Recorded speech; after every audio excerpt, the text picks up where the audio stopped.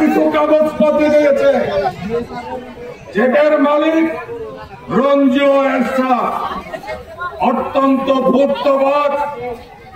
তার জমির কাগজপত্র দেওয়া হয়েছে, কিন্তু জমি যারা নিবে বড় টাকা আলাদা তারা নিতে পারবে, কিন্তু ছোট টাকা যাদের তাদের আলোচনা করেছিলাম ছোট টাকা যাদের তাদের নগদ টাকা দিতে হবে।